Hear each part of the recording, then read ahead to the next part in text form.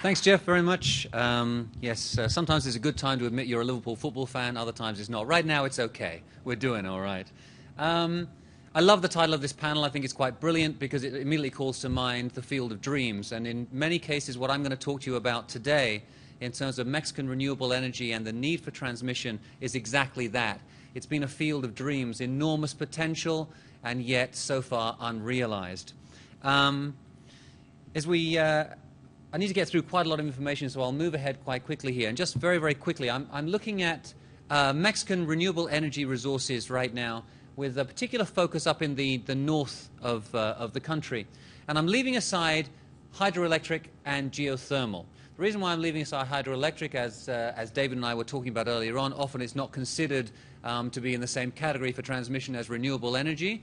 Also in Mexico, we have a very limited scope to expand large-scale hydro. There's some scope to expand sort of smaller mini hydro in Mexico, which could add significant amounts to the national grid, but no major projects that are likely to come online in the years to come that are not already under construction. With reference to geothermal energy, as some of you may know, Mexico is a major geothermal producer, one of the top in the world. And for many years, Mexico has been exporting geothermal energy from Baja California to California. In particular, there's a recent deal that was signed for the city of Los Angeles to help them satisfy their renewable portfolio standard obligations. But what I'm looking at here is sort of the latest trends in renewable energy. And this is all based upon a project in which I'm involved that I'm leading at the Wilson Center in Washington, D.C. with their Mexico Institute, where we're examining the potential for developing renewable energy resources in Mexican border states. And what we're looking at here is not just the possibility for generating electricity and energy from renewable sources, not just in terms of the employment, investment, infrastructure dimensions, but also in terms of the overall spillovers into local communities and adopting a much more development-focused approach here. So if we look very, very quickly at the major sources of renewable energy in the Mexican border states, with wind we can see that Mexico has quite a long tradition of wind energy production in the south of Mexico. The example of Oaxaca, which has been a big success story and continues to develop at a rapid rate, rapidly adding capacity to the Mexican renewable system. But up in the north of the country, there are two areas in the border states that we focus on primarily. Baja California, which has an impressive wind resource, and I'll show you some maps in a second on that, particularly focused on the area known as La Rumorosa, and secondly in the state of Tamaulipas. Now, Tamaulipas wind energy resources are focused mainly around the area of San Fernando, which has become famous in recent months for all the wrong reasons because of drug violence.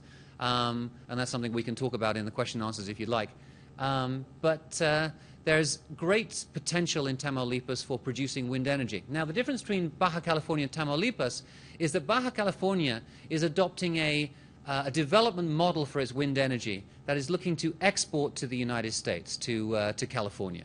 Tamaulipas, on the other hand, being across the border from Texas, which is already very well supplied with renewable energy according to their own standards, is looking very much at producing wind energy for national consumption. And this is where the private sector is playing a very, very big role.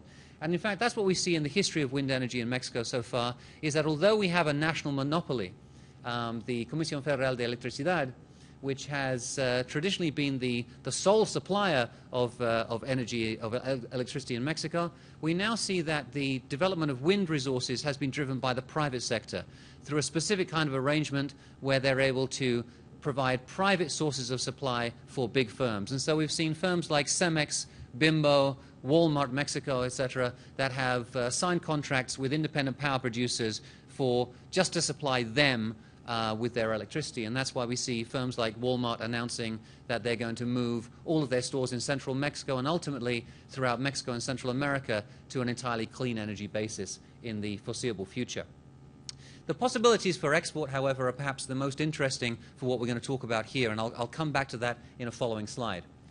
In terms of solar power, there are impressive resources in Mexico. In fact, we have one of the best solar resources in the world.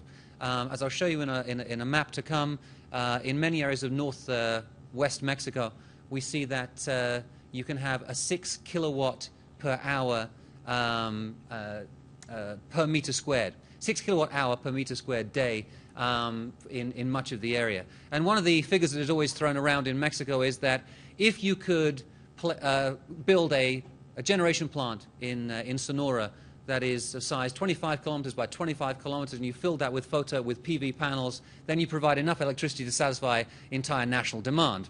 Well, that sounds great. It's going to be incredibly expensive, and the footprint would be huge as well. But that's how good the resource is. Now, the high insulation levels, of course, are matched by the high cost of developing this. And unlike in the United States, there's really no government assistance for this. There are no subsidies. There's no possibility of feed-in tariffs in the near future. And the government isn't really even providing any kind of expectation that they will provide support for this in the future. So the lack of government support is really holding back the development of that. And one of the things I'm really happy to see at this conference is that the possibility to talk with legislators from Sonora and from other states to talk about the potential for solar power, because I think that although in the short term it's prohibitively expensive, in the long term, as technology changes and of course with the possibility of carbon taxes coming in, this is a viable opportunity. The reason why I think about this in terms of export potential is because of what's happening in Southern California and, of course, in Southern Arizona, with the building of massive PV as well as solar thermal plants there. And when I've spoken to people in the industry about this on the US side, and I've asked them, do you see any potential for building sort of trans-border fields for solar energy? They say absolutely. One problem, however, is how are we going to get the energy back across the border? And so the question of transmission comes in there, in addition to the financing aspects. Lastly, my project with the Wilson Center this year is focusing on a third dimension on biofuels. And in particular, we're focusing on the question of biogas. So methane from municipal trash, from agricultural applications, etc. And the possibility of that methane capture then being turned into electricity. And already the NAD Bank has a number of interesting projects in this regard, capturing methane from farms, burning it for industrial applications. In the north of Mexico, in the state of Nuevo León, there is a very interesting project from municipal garbage, which is providing a high percentage, around 40% of Monterrey's public lighting from methane as well. Here are some maps of Mexico's northwest, just to give you an idea of the scope of the potential.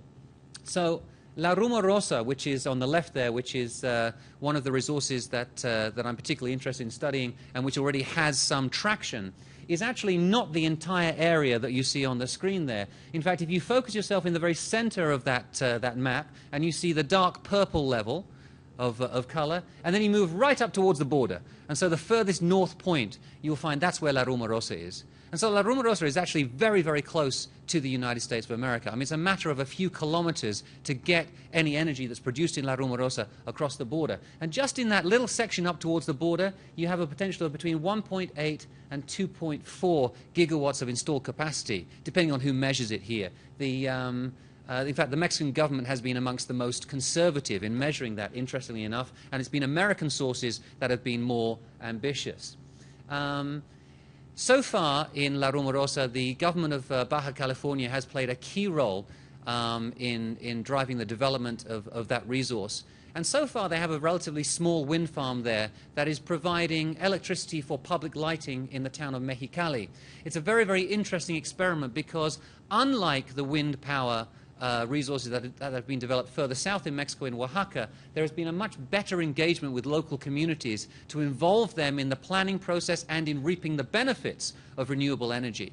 So what we see up in La Rumorosa is that the people who live in the direct area around the resource are receiving a 50% subsidy on their electricity bill. When we see the fact that many of these people are spending up to 1/3 of their income per month on electricity, this is a huge gain for the local community, and they've really become part of the stakeholders of this project. With the possibility for expanding, there's talk of providing a $500 a month payment for ranchers in the area whose land would be used. Now, to us, that may not sound like a great deal, but if we think that some of these ranchers are working on an average income of around $8,000, $10,000 a year, an extra $6,000 a year is going to make a huge difference to their lives. In addition, we can focus on the fact that because this renewable energy has been used for public lighting, this is providing essentially a subsidy to the local government, because it's cutting down on their electricity bills from CFE, from the federal monopoly. And this is actually saving taxpayers' money. The question of what happens to that taxpayers' money afterwards is another question, but, you know. If we move over now to the solar resource here. Now, this is a map of the southwestern United States, and this is the best map that we have, and it's produced by American sources. However, if you look across the border, and the border, as you can see, is right down here, the resource doesn't stop at the Mexico border, it follows across. And this is where I have this idea that, of course, the idea of building massive solar plants within Mexico, where you have much less zoning restrictions and you have much cheaper cost for land, is a real opportunity for development in the future. And there's that figure of 6 kilowatt hours per day per meter squared. Now, let's move on to the question of transmission. If we look at the Mexican grid, it's horribly simple in the sense that it's relatively undeveloped. CFE likes to quote the fact that in Mexico, 97% of the population has access to the grid, which compared to other countries in Latin America, and particularly in Central America, is a very, very high percentage. But when we factor in the number of 110 million people in the Mexican population, you're still talking about 5 million people who don't have access to the national grid. And that's, of course, a very, very high number. That's the size of a small Central American country that would not have access to electricity. So there's enormous potential for building it here. But one thing that I want to focus on here is the fact that the grid is not fully developed. So you have the main national grid, which goes throughout the whole country, and then you have a grid up here in northern Baja, and you have another grid down here in southern Baja. These grids are not connected to the national grid. Now, the CFE is currently building a connection across here to connect Baja California Norte with the national grid. And it's taking an awfully long time. They had initially planned to have it done by the end of 2012, and I doubt whether it's going to be ready by that point. So essentially you have 3 grids in Mexico. But what I'd like to focus on beyond that is the fact that you have this enormous potential for north-south transmission here. And that's an issue I'm going to come back to here.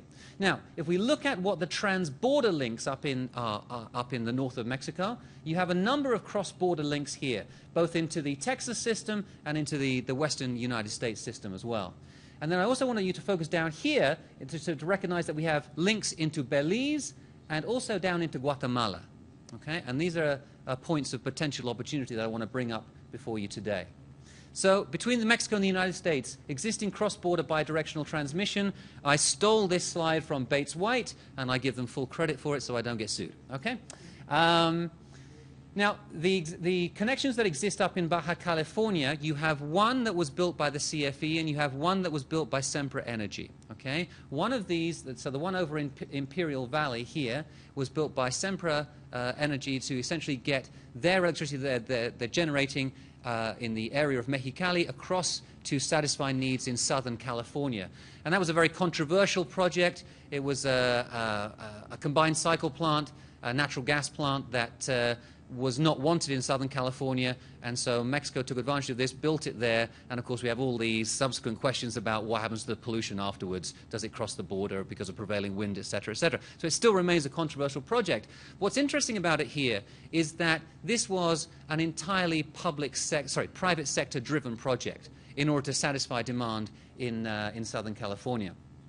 If we look over in the east of the country, and you see the connections that exist with Texas, we have a number of important connections here. Now, the purpose here in the east is to import electricity from the United States, as opposed to over here we're looking at exporting electricity to the United States. Over here it's import. But these are bidirectional, so the possibility is for it to go both ways.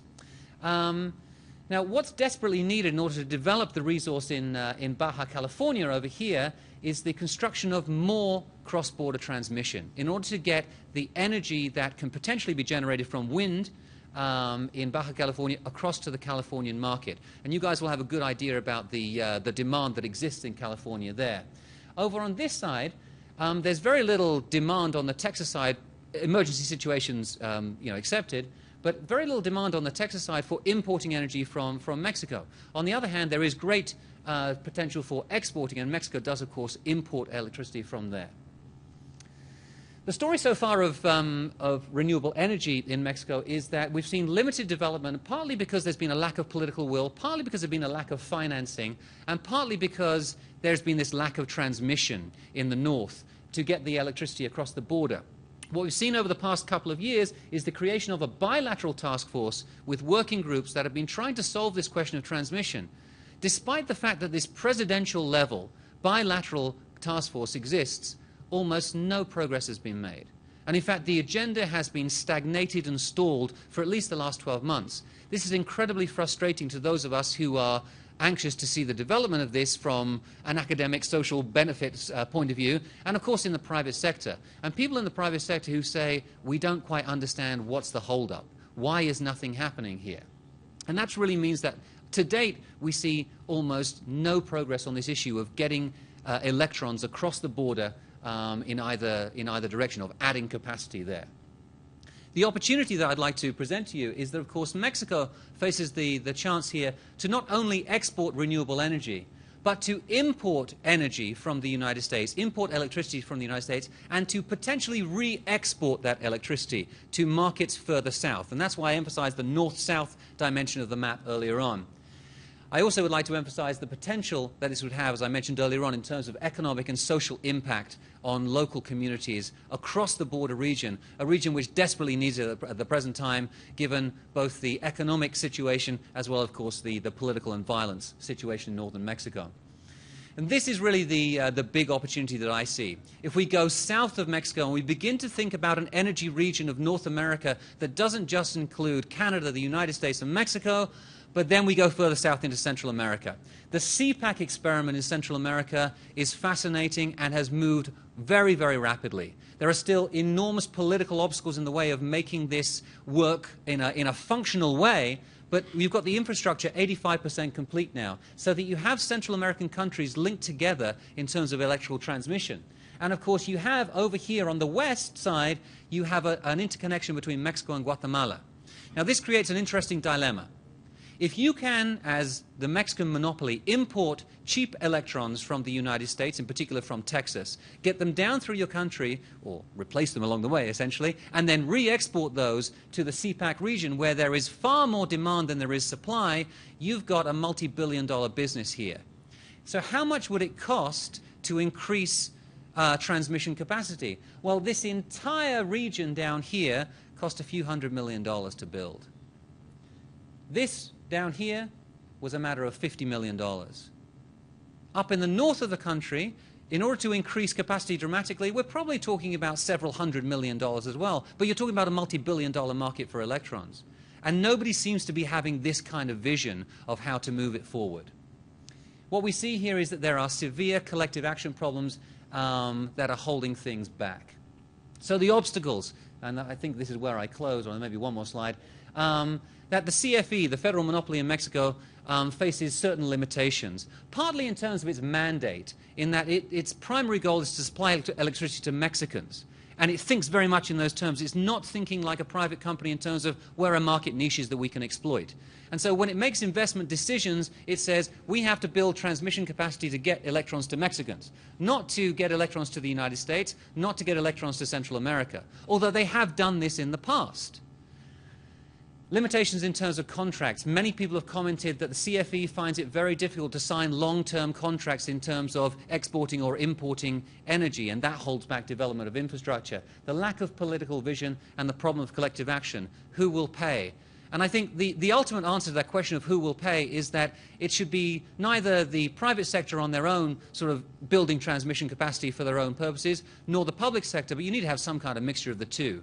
And so as David, I know, is going to say after me, this idea of building a backbone transmission capacity to which the private sector can then add on other transmission capacity is really what we need to see in Mexico. And my last slide is about what do I believe are the next steps. Well, first of all, we really need to reactivate and move forward with the bilateral agenda between the two federal governments, and that group needs to be expanded. It needs to bring in new ideas and really new impetus. The engagement with Mexican border governors and with Mexican border legislators. I'm so happy to see so many Mexican legislators here at this conference, but let's not forget that a few weeks ago we had the Border Governors Conference, and that seems to be a mechanism which is facing enormous problems right now. And so something needs to be done to reactivate the bilateral agenda on that way. And this idea of overcoming political myopia on both sides, the short-sightedness that I think is dominating discussions. And then lastly, to deal with this, the transmission financing and that public-private mix. I'll be happy to ask any questions later on. I've included in this presentation, which I hope you get an electronic link to. There are two publications that we've produced recently, one through the Wilson Center looking at the development of renewable energy in Mexico and bilateral cooperation, another book in Spanish, a comprehensive guide to renewable energy resources in Mexico, and lastly, my email. Thank you very much.